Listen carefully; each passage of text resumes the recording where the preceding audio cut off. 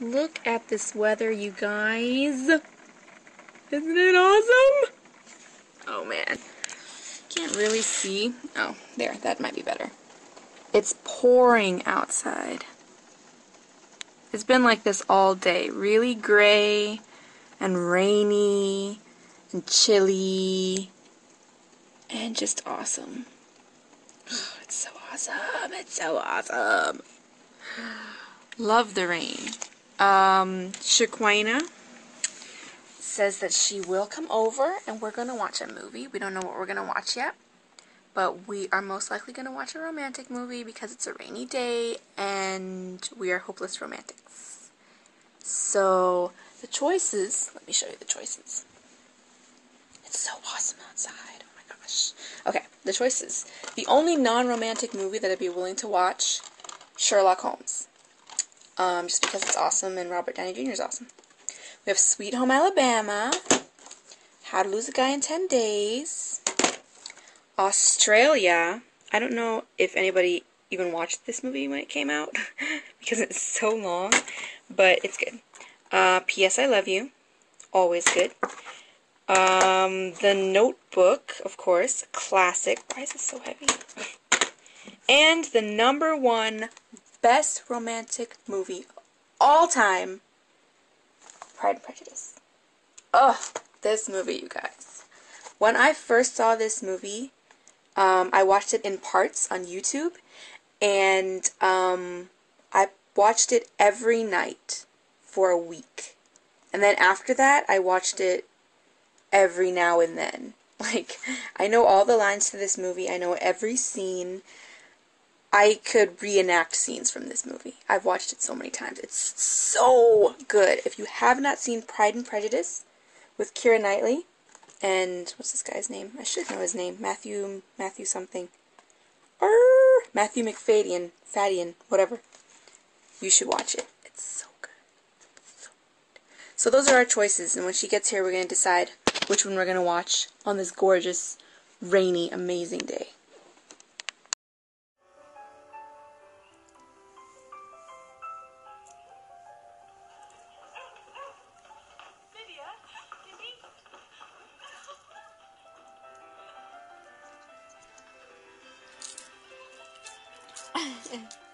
We chose Pride and Prejudice.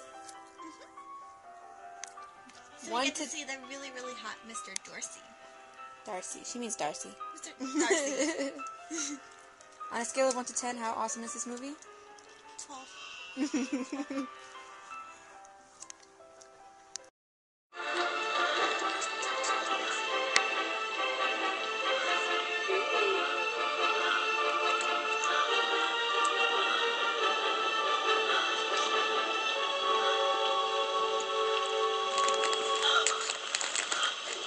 Miss Elizabeth, I have struggled in vain and I can bear it no longer. These past months have been a torment. I came to Rosings with the single object of seeing you. I had to see you. I have fought against my better judgment, my family's expectation, the inferiority of your birth, my rank, and circumstance, all these things, and I'm willing to put them aside and ask you to end my agony. I don't understand. I love you.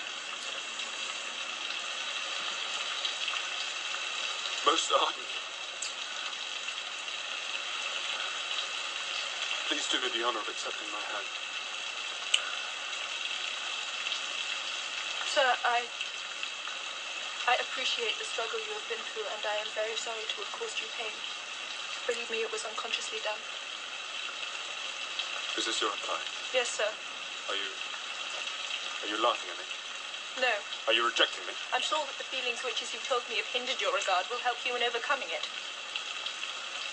Might I ask why with so little endeavour at civility I am thus repulsive? And I might as well inquire why, with so evident a design of insulting me, you chose to tell me that you like me against your better judgment. No, believe me, I If didn't I mean... was uncivil, then that is some excuse, but I have other reasons. You know I have. What reasons?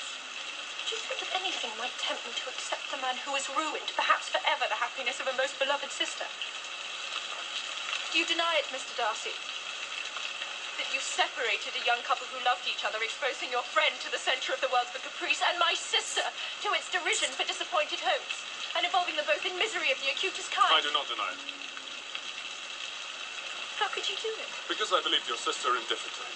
indifferent. I watched them most carefully and realized his attachment was deeper than hers. That's because she's shy. Bingley, too, is modest and was persuaded she didn't feel strongly Because for him. you suggested it. I did it for his own good. My sister hardly shows her true feelings to me.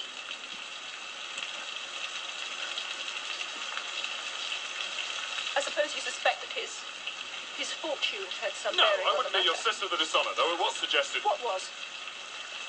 It was made perfectly clear that an advantageous marriage... Did my sister give that impression?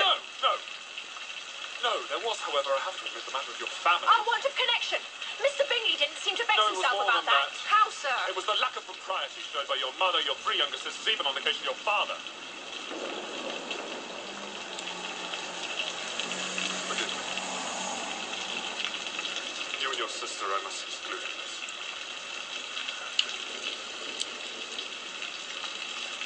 And what about Mr. Wickham? Mr. Wickham, What excuse can you give for your behaviour towards him? you take an eager interest in that gentleman's He told me of his misfortune. Oh, yes, his misfortunes have been very great indeed. Oh my God, Ruined so his cute. chances and he treated me with sarcasm. So this is your opinion of me. Thank you for explaining so fully. Perhaps his offence might have been overlooked had not your pride been hurt by My my pride? honesty in admitting scruples about our relationship. Could you expect me to rejoice in the inferiority of your circumstances? And those are the words of a gentleman. From the first moment I met you, your arrogance and conceit, your selfish disdain for the feelings of others made me realise that you were the last man in the world I could ever be prevailed upon to marry.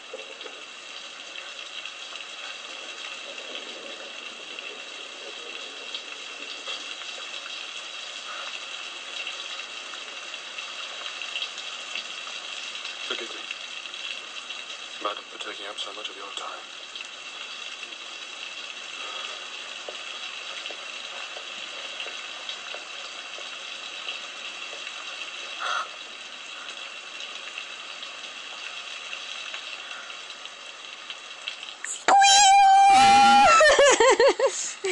That is the best scene in the whole movie.